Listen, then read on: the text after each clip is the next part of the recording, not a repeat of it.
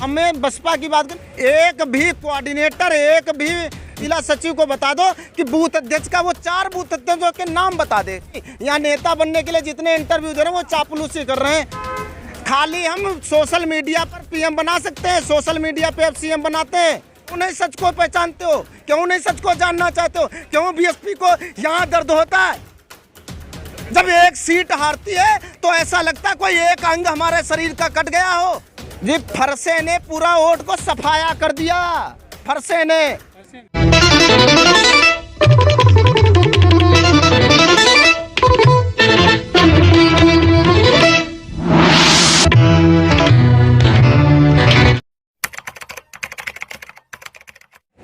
मान्यवर कांसीराम साहब को देख करके तो बहुत गर्व महसूस होता है, उनका नाम सुन करके गर्व महसूस होता है। मगर आज जो बहुजन समाज पार्टी में कार्य हो रहे हैं, जो कार्यकर्ता कर रहे हैं, उनसे हम बड़ा दुखी हैं। कैसे काम कर रहे हैं? अगर वो सही काम कर रहे होते तो हम एक सीट पर नहीं होते, हम 30% वोट से 10% पे नहीं आ जाते। आज हमें 15 दिन हो गए हैं बहुजन समाज पार्टी प्रदेश कार्यालय पे अपना पोस्टर लेकर के खड़े हुए। कोई भी बहुजन समाज पार्टी का कार्यकर्ता कोई भी पूछता नहीं क्यों खड़े हो, क्यों नहीं खड़े हो। कल बहन जी के हम आवास पर भी गए थे तो आवास की सिक्योरिटी ने कहा कि भैया हम मजबूर हैं, यहाँ पर नहीं खड़े हो सकते हैं। तो हम बहुजन समाज पार्टी को कहना चाहते हैं कि हमारी विधानसभा बालामऊ पड़ती है, ऐसी सारी विधानसभाएँ हैं। तो हम ये हरदोई में बालामऊ विधानसभा में है, उसमें 75,000 हमारा जो है जाटो या चमार बिरादरी का वोट कह लो बेस वोट है। उस बेस वोट में प्रत्याशी पासी समाज का प्रत्याशी है और वोट कुल टोटल मिले 45,000। तो हम बात करते हैं सर्व समाज की, हम बात करते हैं अन्य समाज को जोड़ने की, तो हाँ ओबीसी की सर्व समाज उसी में आ जाता है। तो हम कहते हैं अरे हमारा बेस वोट जो चला गया वो कहाँ चला गया? 175 से ज़्यादा, सर्च कर लेना, जिसको गलत लगे वो सर्च कर लेना, 175 से ज़्यादा उत्तर प्रदेश के अंदर ऐसी सीटें रहीं जिसमें प्रत्याशियों को 20-20 हज़ार वोट मिले, जहां पर हमारा बेस वोट है 40,000, 60,000, 70,000 और उस वहां पर प्रत्याशियों को 20 वोट हज़ार मिले। तो हमारा बेस वोट गया कहाँ? इसकी वजह क्या मानते हैं? इसकी वजह यह है कि हमारा जो 2007 में, थोड़ा सा विस्तार से बताना चाहेंगे, 2007 में हमारी पूर्ण बहुमत की सरकार बनी थी। उसके बाद हमारे लोग धीरे धीरे अन्य प्रदेशों में जाने लगे रोजी रोटी के काम के वास्ते, वह अब वोट डालने आते ही नहीं। अच्छा, ऐसी कोई विधानसभा नहीं है जिस विधानसभा में खाली मैं एक समाज की बात करता हूं तो हमारा जो पोस्टर है उसमें भी यही सारी चीज़ें लिखी हैं। लेकिन लोग कहते हैं कि बहन जी बीजेपी की बी टीम है और वोट बीजेपी को दे दिया, दलितों ने। नहीं, बीजेपी हमारा जो बेस वोट है वो किसी पार्टी में न शिफ्ट हुआ है न शिफ्ट होगा, वह अन्य शहरों में शिफ्ट होगा, अन्य शहरों में शिफ्ट हुआ है। और बहन जी कभी भी बीजेपी की बी टीम नहीं हो सकती हैं। हाँ, मैं इतना ज़रूर कहूँगा, जो लोग कहते हैं ये सपा के कहते हैं, अन्य पार्टियों के भी कहते होंगे, वो उनका काम कहना, क्योंकि विरोधी पार्टियों को जो है गलत साबित करना हर किसी को आता है, उसमें कोई ऐसी बात नहीं है। हम भी कह देंगे कि फला बीजेपी की टीम है या वो बीजेपी की टीम है, उससे कोई हल नहीं निकलने वाला। आखिर हमारा वोट बैंक जा कहाँ रहा है? हम हार कहाँ से रहे? हम बसपा की बात करते हैं, हम सपा की बात ही नहीं करनी है, हमें बसपा की बात करनी है। हम बसपा हार क्यों रहे? हम 30% से आज मान्यवर कांसीराम का लगाया हुआ पेड़ सूखा जा रहा है। 2024 में अगर ध्यान नहीं दिया गया तो ये पेड़ हमारा ख़त्म हो जाएगा। हम उसको सींचने वाले जो हमारे जो सही कार्यकर्ता हैं, जो ज़मीनी कार्यकर्ता हैं, उनसे हमारी नेता नहीं मिलती, ये लोग मिलने नहीं देते। आज आपकी नज़र में वोट कहाँ गया? सपा को या बीजेपी को? सपा को वोट गया। यहाँ पर वोट कम, हाँ, दलित वोट सपा को गया, इसलिए कि बहुजन समाज पार्टी के जो कार्यकर्ता हैं वह जमीन पे जाते ही नहीं। बहन जी ने क्या नारा दिया था? हर पोलिंग बूथ को जिताना है, बीएसपी को सत्ता में लाना है।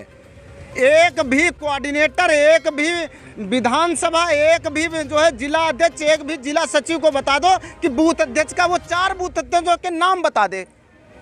वो तो रसीद काट रहे हैं आजकल खूब। अरे जी रसीद काट रहे हैं, अपने पास से पैसा दे रहे हैं, 70% अपने पास से पैसा दे रहे हैं, किसी के पास रसीद काटने ना जा रहे।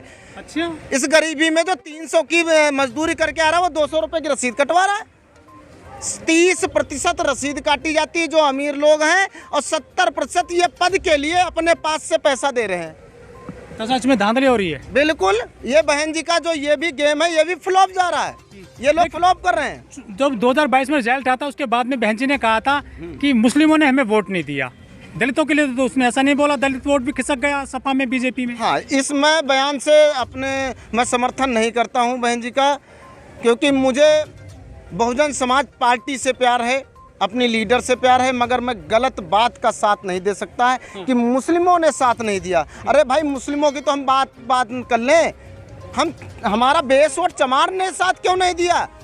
चमार जाटो भी साथ नहीं दे रहे। नहीं, तो फिर वोट किसके आए बीएसपी के पास? ये बीएसपी के पास 10-11%। ये मिलजुल करके आए, सबके मिले हुए हैं। मैं कहता रहा हूँ कि जिस विधानसभा में, हर एक विधानसभा में, ऐसी कोई विधानसभा नहीं जिस विधानसभा में 40,000 से 60,000 80,000 तक चमार वोट ना हो और प्रत्याशी को मिले 20,000 वोट। ठीक है, पिछले साल आज के ही दिन यहाँ पे लाखों की भीड़ थी कांसीराम जी की पुण्यतिथि पर, लेकिन आज चंद लोग आए हैं, सैकड़ों लोग आए हैं। हाँ। आखिर यहाँ पे आज भीड़ क्यों नहीं आई इतनी, और बहन जी भी नहीं आई है, जबकि चुनाव आ रहा है 2024 में, हर पार्टी चुनाव में काम कर रही है, चुनाव को लेकर 24 को लेकर, और जो राहुल गांधी भी जो है भारत जोड़ो की यात्रा कर रहे हैं, वो बहन जी केवल ट्वीट कर रही हैं।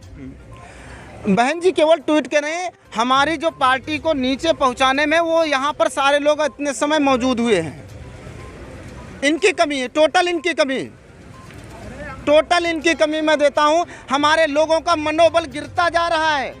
अगर हमने 2024 से पहले हमने अपने लोगों का मनोबल बढ़ाया नहीं तो हमारे लोग जो है टूट जाएंगे, जो बचे खुचे वो भी चले जाएंगे। ये सत्य। मैं नेता बनने के लिए नहीं, यहाँ नेता बनने के लिए जितने इंटरव्यू दे रहे हैं वो चापलूसी कर रहे हैं। खाली हम सोशल मीडिया पर पीएम बना सकते हैं, सोशल मीडिया पे अब सीएम बनाते हैं। अरे ज़मीन पे बनाने के लिए ज़मीन पे जाना पड़ेगा, एसी से निकलना पड़ेगा बाहर, सच बोलना पड़ेगा, चापलूसी दलाली नहीं चलेगी। अब ये मान्यवर कांसीराम साहब जो पैदल चले थे, आज सर्वेश कुमार जी साइकिल से चलते। कोई भी एक बड़ा कोऑर्डिनेटर उनको पूछता हो तो बता दो। वो चलते हैं स्कॉर्पियो में नहीं, जो सर्वेश कुमार जी साइकिल से चल रहे हैं, उनको कोई कौन से कार्यकर्ता उनको पूछते हो, हमको बता दो। आज हम 15 दिन से बहुजन समाज पार्टी कार्यालय पे बैठा हूँ, मैं भूखा नंगा वहाँ पर रहता हूँ, पोस्टर लेकर के बैठता हूँ। एक भी कार्यकर्ता क्यों नहीं पूछता आखिर क्यों बैठो, क्या आपका संदेश है? मेरे पोस्टर में 10/12 का मेरा होर्डिंग है, उस होर्डिंग पे सब कुछ लिखा हुआ। आखिर क्यों नहीं सच को पहचानते हो, क्यों नहीं सच को जानना चाहते हो? क्यों बीएसपी को यहाँ दर्द होता है? जब एक सीट हारती है तो ऐसा लगता है कोई एक अंग हमारे शरीर का कट गया हो, और इस बार हमारा सारा अंग छलनी हो गया, मगर इनको शर्म नहीं आ रही कतई।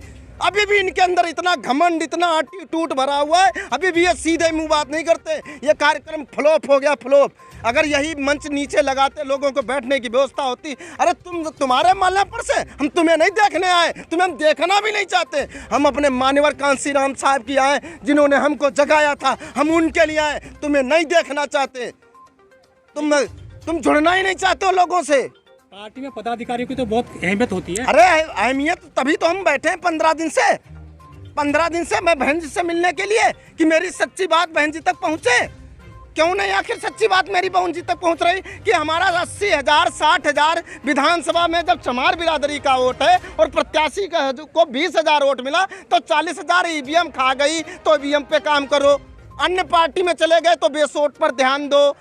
अगर वह अन्य शहरों में चला गया, वोट डालने नहीं आता, उस पर काम दो। उस पर कोई काम ही नहीं। तीनों चीज में एक चीज पे तो काम करना ही पड़ेगा।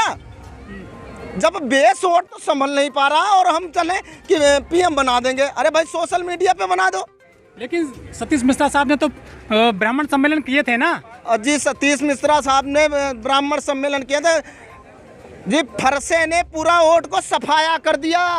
फरसे ने पहले हाथी हुआ गणेश, और फिर हो गया ब्रह्मा महेश, अब किसे परशुराम जी के फरसे ने पूरा वोट का सफाया कर दिया। सर मुझे ये बताइए, दलितों के दम पे क्या सरकार बना सकते हो? कभी है संभावना सिर्फ दलितों के दम पर सरकार बन जाएगी आपकी? 85 के दम पर, बहुजन मूल निवासी के दम पर सरकार बनी थी और तब भी बनी थी, आज भी बनी। आज गाँव में चले जाइए 1% जो है समर्ण का वोट नहीं मिलता, ये सत्य है।